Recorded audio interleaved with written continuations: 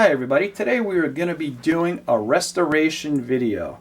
No, I'm not going to be restoring this box, but inside this box holds all the treasures that I plan on restoring over the course of the next couple of months here as the winter approaches. So the first lucky tool to be restored I think is going to be this little Matco pliers. I'm not sure how big it is. Let's take a look here and see. This is a 7-inch little water pump pliers, channel lock pliers, whatever you want to call them. Not sure if it's made in the USA, honestly. Oh yeah, it is. It says USA on it. So let's get to restoring this. Okay, so the first thing I'm going to do for this restoration is get this on the wire wheel, and I'm going to really need to get in there close. And if you get in there too rough with the wire wheel, it's going to take some of the handle off there. So what I'm going to do is wrap the handles here with a little bit of tin. I just cut the top off. You could use a good utility knife or a pair of tin snips. Cut yourself a little strip like that. When the strip comes off, you just kind of wrap it around. This can will last for many projects, so I'm going to save it. As you can see here, you just wrap it around. I'm usually going to do 2 pieces and tape it. Okay, so this is what it looks like once the handles are prepped with a little bit of aluminum and some tape wrapped around them. I'm hoping that does the trick. Let's see.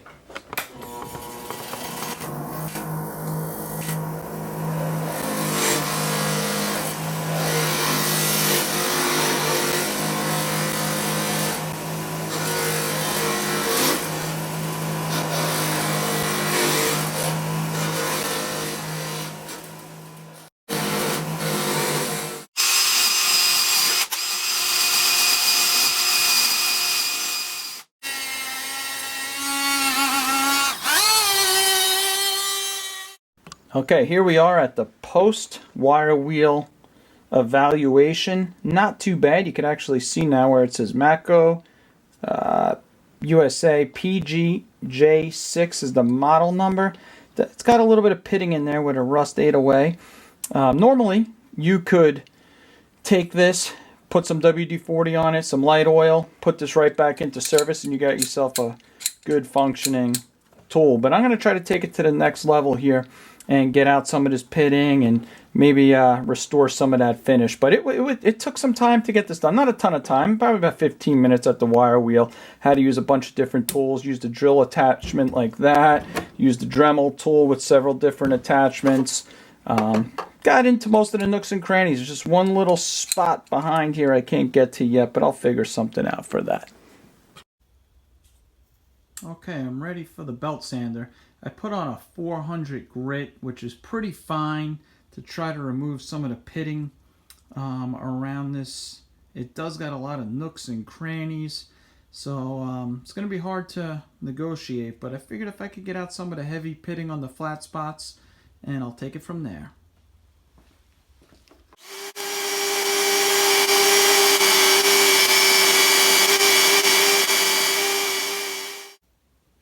Okay, so that was my first stab ever really using the belt sander in the capacity of restoring something and not trying to mess it up. I practiced with this screwdriver a little bit. Came out pretty good. I just used it to get a feel for the grit and the tool a little bit prior to jumping on here. And I was able to get out pretty much all the pitting, as you can see there. Put a nice shine on it with the 400 grit. Couldn't get around here as much as I would have liked due to the fact that it's got that little gnarling there, but I figured this might be good enough for me to take it over to the buffing wheel and try to buff out everything that's left on it, and this thing should have a really nice finish. Maybe I'll have to touch it up again on the belt sander, but we'll see. I just picked up a new 6-inch buffer from Harbor Freight, so I'm thinking about making a video about that as well with an unboxing, but I will use it to complete this project, so looking forward to that. Okay, we're in the home stretch here with my new Harbor Freight 6-inch buffer.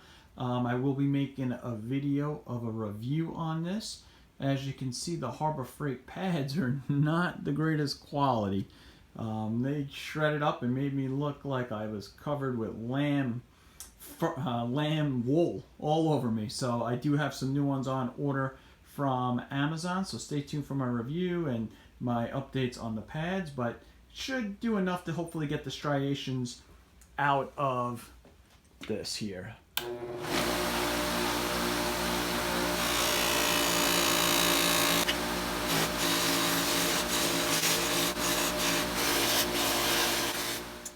This is the last part here. I know Scoutcraft always talks about using some goop hand cleaner with the lanolin in it. I don't have any of that. I'm going to get some from Amazon in the near future, or next time I'm at an auto parts store.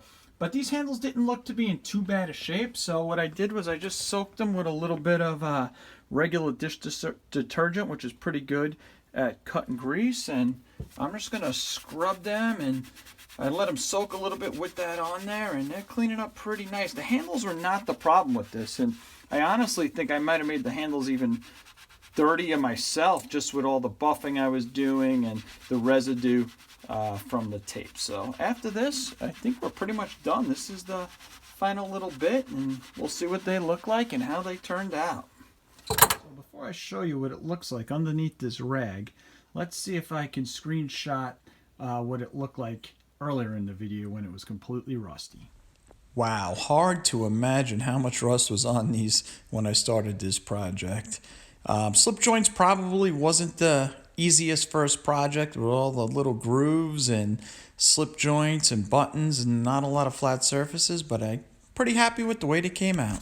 Okay, so hopefully I was able to do that, and this is what it looks like. So my first restoration project. Tell me what you think. I mean, overall pretty good shape. Couple of marks in there. I didn't want to take out the Matco lettering, but I mean, you remember this thing couldn't even move, and now she flies like it's nothing. Look at the teeth. They're in really nice shape.